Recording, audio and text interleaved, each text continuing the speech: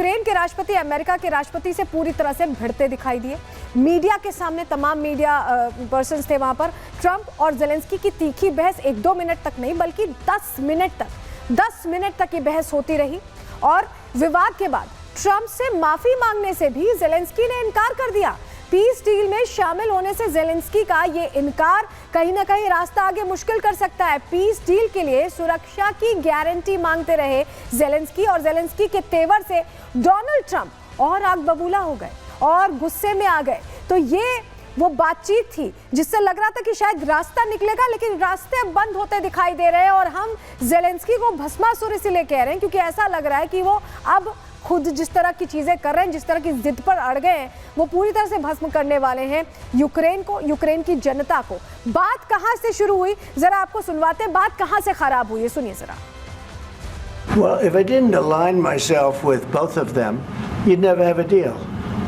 You want me to say really terrible things about Putin and then say, "Hi, Vladimir, how are we doing on the deal?" That doesn't work that way. I'm not aligned with Putin. I'm not aligned with anybody. I'm aligned with the United States of America. And for the good of the world, I'm aligned with the world.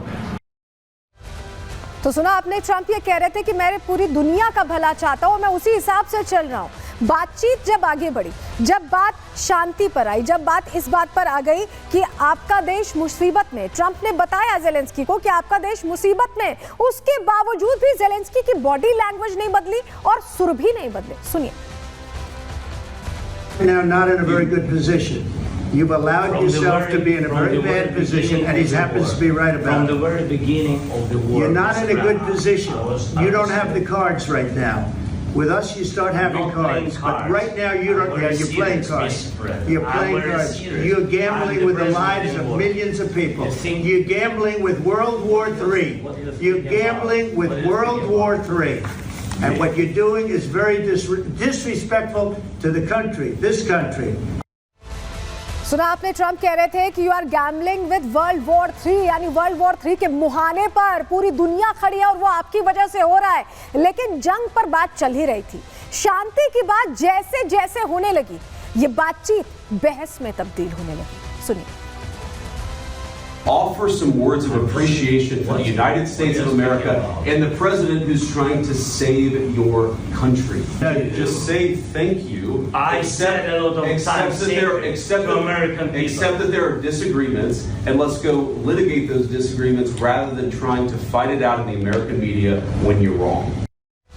तो देखिए, उपराष्ट्रपति ने भी बीच बचाव करने की कोशिश की, लेकिन जेडी वेंस की ये कोशिश भी नाकाम साबित हुई और उसके बाद वो तस्वीर सामने आई जो शायद पूरी दुनिया ने कभी नहीं सोचा था।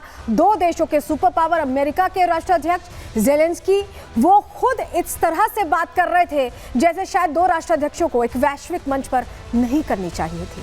सुनिए। $350 billion. We gave you military equipment, and your men are brave, but they had to use our military. If you didn't have our military equipment, this war would have been over in 2 weeks. This is something maybe less. In 2 weeks, of course, yes. It's going to be a very hard thing to do business like this. अब यहाँ पर थोड़ा Zelensky का बैकग्राउंडर आपको जान लेना चाहिए। ऐसा लग रहा है कि जेलेंस्की पूरे यूक्रेन को ले बीतने वाले हैं। क्यों मैं ऐसा कह रहे हैं समझिए। जेलेंस्की राजनीति में कॉमेडी के जरिए आए, पहले कॉमेडी आर्टिस्ट हुआ करते थे। भ्रष्टाचार के मुद्दे पर यूक्रेन की सत्ता उन्होंने हासिल की, उस पर कॉमेडी करके। नाटो की सदस्यता लेने की उनकी तरफ से कोशिश शुरू हुई, महत्वाकांक्षी थे। रूस की नाराजगी के बाद भी जेलेंस्की अड़े रहे। एक दौर था जेलेंस्की से पहले जब रूस के साथ अच्छे कॉर्डियल रिलेशन थे, लेकिन अपनी जिद की वजह से यूक्रेन को उन्होंने सीधे सीधे जंग में ढकेल दिया। दुनिया के सामने यूक्रेन पीड़ित देश है, इस तरह का उन्होंने दिखाया। नाटो देशों से यूक्रेन का यहाँ पर साथ दिया और इसी बात पर जंग शुरू हो गई। अमेरिका ने जंग के लिए पैसे और हथियार दे दिए। जंग शुरू हुई लेकिन थम ही नहीं रही है। जंग का प्रभाव पूरी दुनिया पर और उसकी अर्थव्यवस्था पर भी पड़ा, पूरी दुनिया पर असर आया। भारत समेत कई देश सुलह कराने के लिए आ गए। भारत ने भी शांति की पहल की थी, ज़ेलेंस्की से भी बात की थी, पुतिन से भी बात की थी। ट्रंप भी अब शांति समझौते की बात कर रहे हैं। ट्रंप भी उसी राह पर चल रहे हैं जिस राह पर प्रधानमंत्री नरेंद्र मोदी ने इस पूरे मामले का कॉन्फ्लिक्ट को हल करने के लिए कहा था। लेकिन ज़ेलेंस्की ऐसा लग रहा है समझौता नहीं चाहते हैं, समझौते की बात से नाराज दिखाई दिए और इस कदर नाराज दिखाई दिए कि जिस देश ने उनका साथ दिया, जिस देश ने उन्हें हथियार दिया, उसी देश में बैठकर उन्होंने आंख दिखाई है, ट्रंप को आंख दिखाई है और अब इसको लेकर कहीं ना कहीं रस्साकशी का माहौल है। लेकिन अब आपको बताते हैं, अमेरिका बहुत लंबे समय से बाइडेन के राज्य से मदद करता आया है और इतनी मदद करता आया है कि 3 साल तक युद्ध लड़ना यूक्रेन जैसे देश के लिए संभव हो पाया, लेकिन उसे ही आग दिखा रहे हैं। अमेरिका ने कितनी मदद अब तक की, ये जानकारी भी आपके लिए अहम हो जाती, बताते हैं आपको। देखिए, अमेरिका ने जनवरी 2022 से लेकर दिसंबर 2024 तक अमेरिका ने पूरी मदद की है।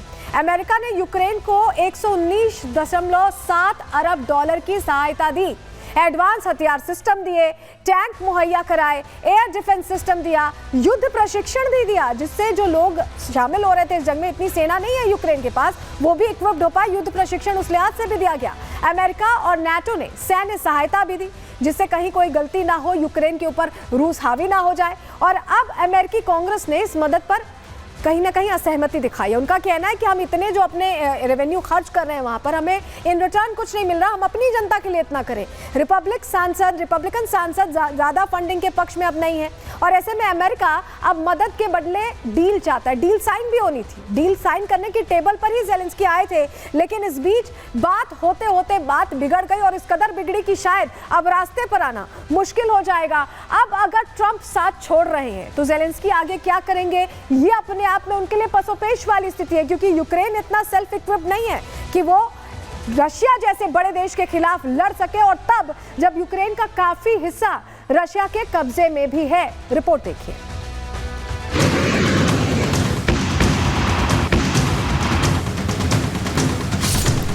रूस और यूक्रेन की जंग को 3 साल पूरे हो गए हैं। इस युद्ध का अंत अब तक किसी को नजर नहीं आ रहा, लेकिन भारत समेत कई देश हैं जो इस जंग को शांति समझौते के जरिए खत्म कराने की पहल कर चुके हैं।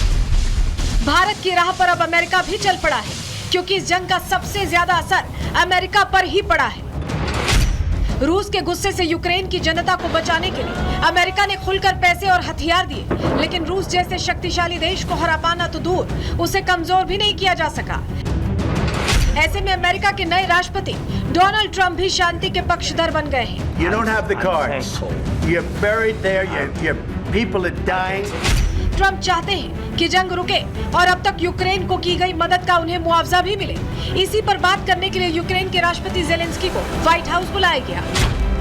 दुर्लभ खनिज संसाधन समझौते पर दस्तखत करने के साथ साथ शांति का प्रस्ताव रखा गया, लेकिन व्लादिमीर ज़ेलेंस्की का अड़ियल रवैया एक बार फिर दुनिया के सामने आ गया। ज़ेलेंस्की पहले तो अमेरिका के उपराष्ट्रपति जेडी वेंस से उलझे और फिर सीधे डोनाल्ड ट्रंप से तू मैं करने लगे। What kind of diplomacy, JD, you are speaking about? What do you mean? Zelensky का ये बर्ताव सिर्फ अमेरिका को ही नहीं, बल्कि ज़ेलेंस्की के राजदूत को भी हैरान कर गया। सभी को इस मीटिंग के एजेंडे का पता पहले से था। पूरी दुनिया जानती थी कि ट्रंप और ज़ेलेंस्की की मुलाकात में युद्ध शांति पर चर्चा होनी है। ज़ेलेंस्की की टीम भी उसके लिए तैयार थी, लेकिन रूस के सामने ना झुकने की ज़ेलेंस्की की जिद ने सब कुछ बिगाड़ दिया। यूक्रेन के एम्बेसडर ओक्साना मार्कारोवा की ये प्रतिक्रिया अब सोशल मीडिया प्लेटफॉर्म पर जमकर वायरल हो रही है। इस बहस को देखकर यूक्रेन की राजदूत काफी निराश दिख रही हैं। वो अपना सर पकड़े हुए दिख रही हैं। शायद उन्हें समझ आ गया था कि यूक्रेन के लोगों को जंग से मुक्ति मिलने का यह अंतिम रास्ता अब बंद हो रहा है। You're gambling with the lives of millions of people. You're gambling with World War III.